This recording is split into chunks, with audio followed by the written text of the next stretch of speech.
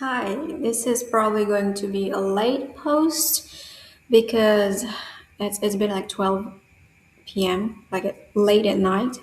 But I just want to drop in this because I I'm like having a calling to say this. So today I want to talk about something that was happened to me, like really like part of my history as to why I'm here, as who I am as a person. So the old version of myself is someone who is rigid, who is like really to the point, don't really know how to smile, and just don't care about anything else, and just like strictly selfish. If you want to categorize who I was, so and I used to have such a hard time about this because this is not how others operate, and I'm like such a alien within my peers because of this difference. And I get to know that, oh, it's actually part of my personality. So in MBTI, there is this personality type, INTJ, and I have been holding this knowledge about myself. Okay, I'm an INTJ, that makes sense, and all that stuff. And then I know that believing such a test is not really good for your own well being because then you move in with this limitation of yourself. But in that limitation, I get to know that I don't really use my emotion. I don't know how to use my expression. I don't know how to smile. So other people might find it hard to approach me because I just don't seem to be someone friendly or someone or I seems like someone who would attack other people just because I have this characteristic to be expressionless, just to be just like to be just on point on something. So that's the thing. Huh? There's a cat here. So because I think like I found out like I was an INTJ was like in third or fourth grade. So I was doing a test on the internet and I found that I was INTJ. And I'm like, okay, that's interesting. And it highlighted emotion really well. So I understand at that point that, okay, this is something that I need to work on. And it's not like I just take a random internet test. I also got tested in high school and it came out as INTJ, still an INTJ. So there are many different tests that have like confirmed that I am fundamentally is an INTJ. How I think, how I actually express my ideas, how I actually connect with people. It was really strictly INTJ. But then because my mission, my life mission is actually to help human, that doesn't make sense because human understand emotions. They are connected with emotions. So when I want to transform people, I know that I need to learn more about emotion in a way that, okay, what about emotion that I just don't know? I don't know how to smile. Okay, I become someone who know how to smile. Not just fakingly smiling, but also like I genuinely smile because I feel a certain emotion that makes me smile. I'm embarrassed, I smile. Sometimes I'm angry, I smile to loosen up the grip about my angerness. And then, oh, what else is smile? Sometimes I'm sad, I smile because it's like, this is nothing. Why am I being sad like this? And I smile. And also, like, there's many different ways to smile. Not because I was faking it, but also like it as a support system that I built within myself to just loosen up my system, my fundamental system because it was so rigid. It was like in the extremities of a personality type. Meaning like if INTJ is such an extreme, I stretch myself to be like so far in the spectrum that I just like, okay, this and this is a duality. But because I'm fundamentally INTJ, I essentially topping this INTJ with something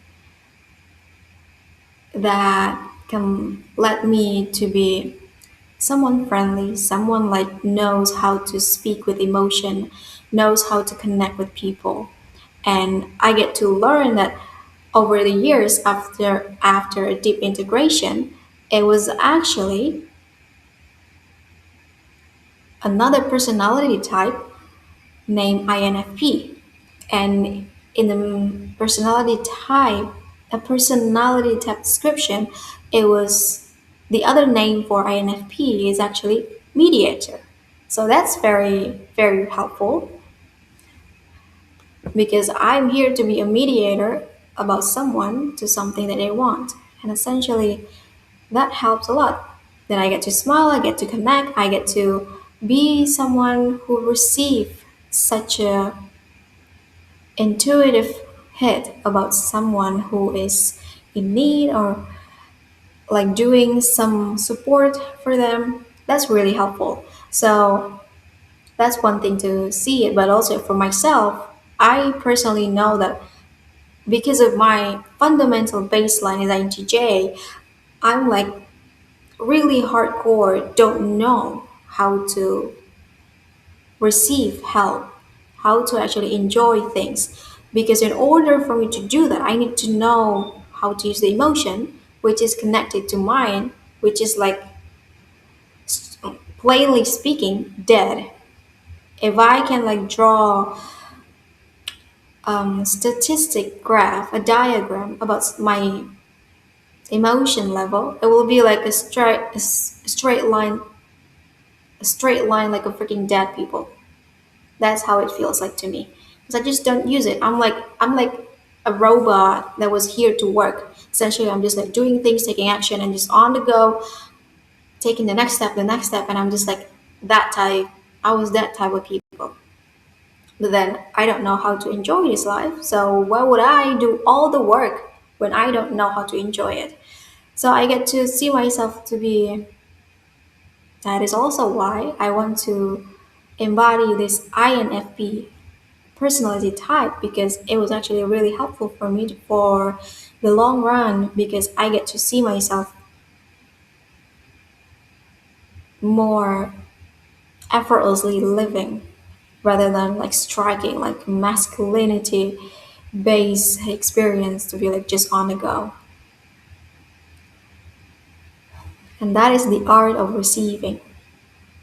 I understand that part. And that's the thing that I want to talk about today because in order for you to receive something, you need to open a gate that is easy for you to open without forcing yourself that you need to like have other devices to open it in the first place. You just like okay, because receiving is just like you allow things to enter your life, your field. But if you never done that before, then it's going to be hard. Just like how I did it. It took me really a long time to understand. Oh, this is how I smile. Oh, this is how I actually connect with people. Oh, this is actually how to receive help without being so bitchy or maybe like selfish and be like however I want to feel. It's just that I receive help. How wonderful is that? Is that I get to sit, do nothing, and then someone come and then they just handed me something. And that's like what I need at the time. That's the help that I need. That's great. I accept it. Someone said something really compliment me or something.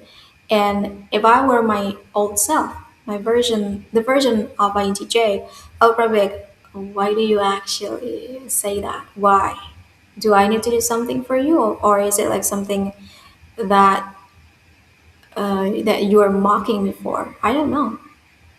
So the doubt is there, the rejection is there, and just can't receive well. So I learned to loosen up this standard about I don't have that, but If you perceive it that way, I appreciate it. Maybe I look that way, therefore, oh, maybe the outer layer of my face, of my action, seems that way to people and can be helpful or maybe really downgrade painful for myself. But I accept it the way it is. I don't make a judgment because it's just from other people. If I need to make a judgment and be so strict about what experiences am I letting in, then it will be for myself. Because I can get angry and then I judge myself. Why would I get angry for this, for this, for this? Oh, I'm angry because I can't receive this well, and then I'm angry because this person didn't do it well, or this person didn't do it the way I wanted them to do, and therefore I'm angry.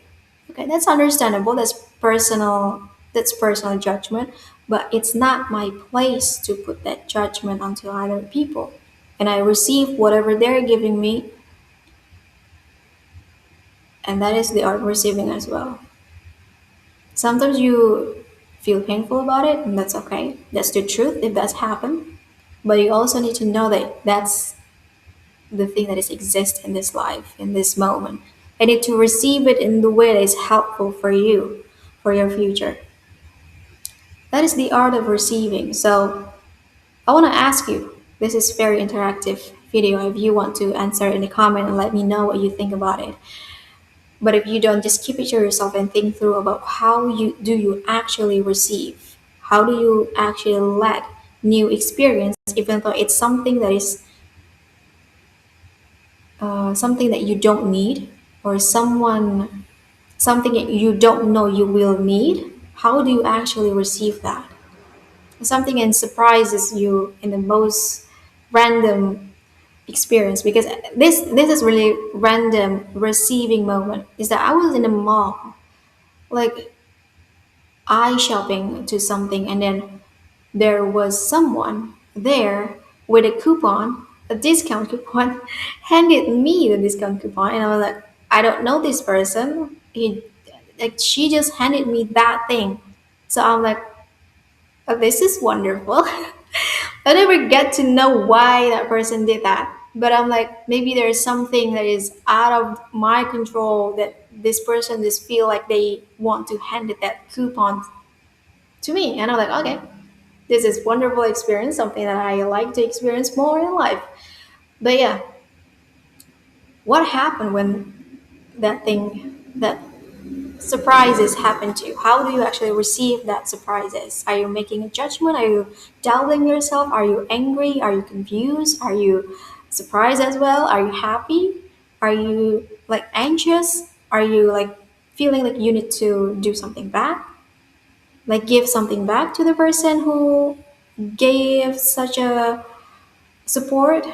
What do you think? How do you actually react in that moment? And that tells a lot about how well you receive. And that's what I want to talk about today. Let me know if you want to share your experience. If you don't, keep it to yourself, think through, integrate it if you know that you need something to help you receive more in life. I'll see you tomorrow.